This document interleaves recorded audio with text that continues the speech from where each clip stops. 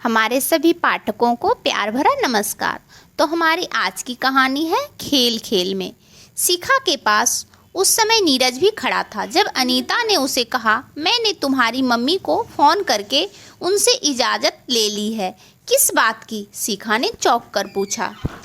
आज रात तुम मेरे घर रुकोगी। कल रविवार की शाम मैं तुम्हें तुम्हारे घर छोड़ आऊँगी। कोई खास मौका है क्या? नहीं, बस बहुत दिनों से किसी के साथ दिल की बातें शेयर करनी है। तुम्हारे साथ जी भरकर गपशप कर लूँगी तो मन हल्का हो जाएगा। मैं लंच के बाद चली जाऊँगी, तुम शाम को सीधे मेरे घर आ जाना। नीरज ने वार्तालाप में हिस्सा लेते हुए कहा, अनीता, मैं शिखा को छोड़ दूँगा। इस बातूनी के चक्कर में फंसकर ज़्यादा लेट मत हो जाना।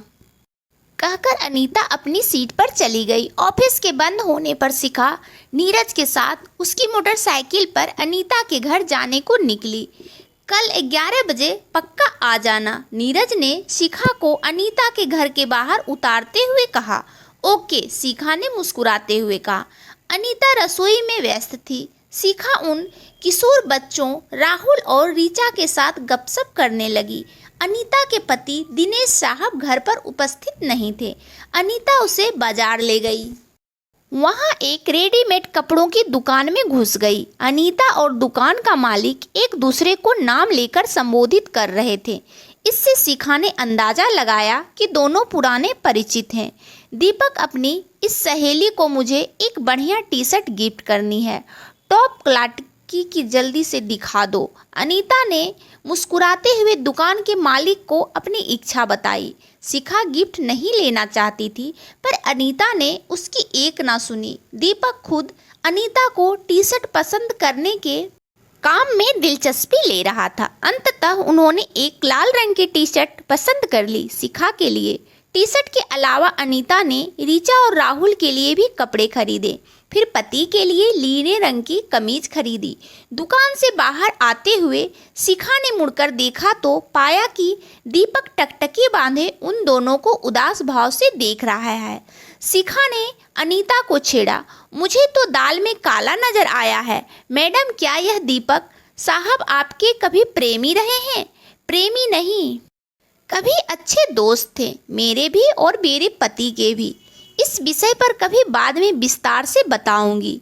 पतिदेव घर पहुंच चुके होंगे। अच्छा, यह तो बता दीजिए कि आज क्या खास दिन है? घर पहुंचकर बताऊंगी, कहकर अनीता ने रिक्शा किया और घर आ गई। वे घर पहुंची तो दिनेश साहब उन्हें ड्राइंग रूम में बैठे मिले। शिखा को देखकर उनके होठों पर भरी मुस्कान अनीता के हाथ में लिफाफों को देखकर फौरन गायब हो गई। तुम दीपक की दुकान में क्यों घुसी?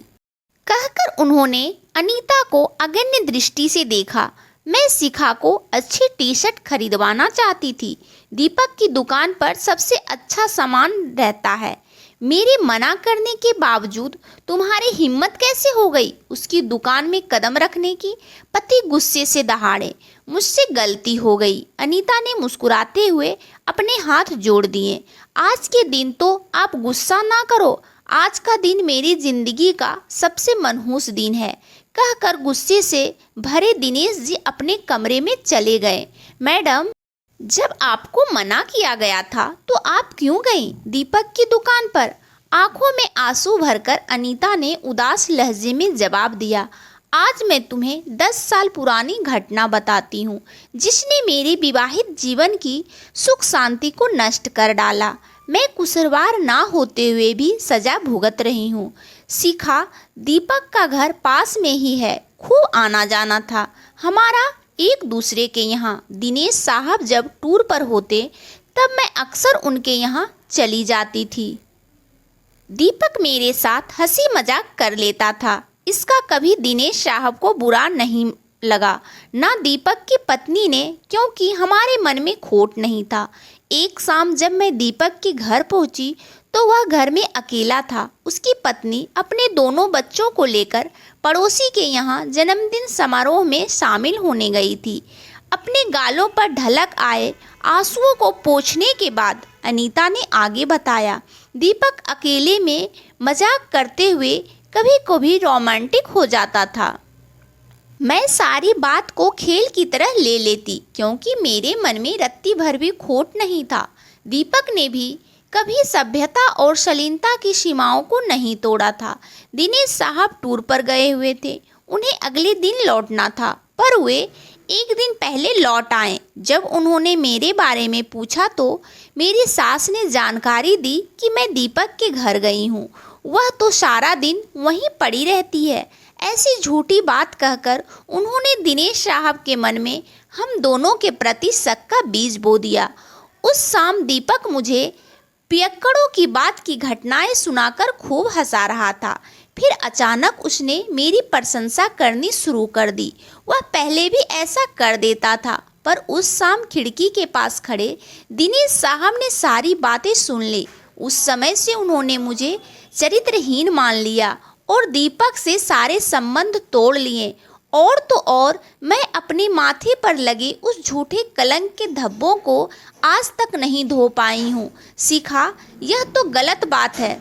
मैडम, दिनेश साहब को आप की बात सुनकर अपने मन से गलतफहमी निकाल देनी चाहिए थी। शिखा ने हमदर्दी जताई। वे मुझे माफ़ करने को तैयार नहीं हैं। वे मेरे बड़े हो रहे बच्चों के सामने कभी भी मुझे चरित्रहीन होने का ताना देकर बुरी तरह से शर्मिंदा कर देते हैं। यह तो उनकी बहुत गलत बात है। मैडम, मैं खुद को कोसती हूँ शिखा कि मुझे खेल खेल में भी दीपक को बढ़ावा नहीं देना चाहिए था।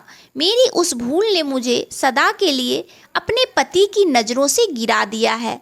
जब आपको पता था कि दिनेश साहब बहुत गुस्सा होंगे, तब आप दीपक की दुकान पर क्यों गईं? शिखा के इस सवाल के जवाब में अनीता खामोश रह उसकी आंखों में अर्थपूर्ण अंदाज में झांकने लगी। कुछ पल खामोश रहने के बाद शिखा सोचपूर्ण लहजे में बोली, मुझे दिनेश साहब का गुस्सा, उनकी नफरत देखने के लिए आप जानबूझकर दीपक की दुकान से खरीदारी कर कर लाई है ना? मेरी आंखें खोलने के लिए आपने यह सब क्यों किया? हाँ शिखा, अनीता ने झुककर शिखा का माथा चूम लिया।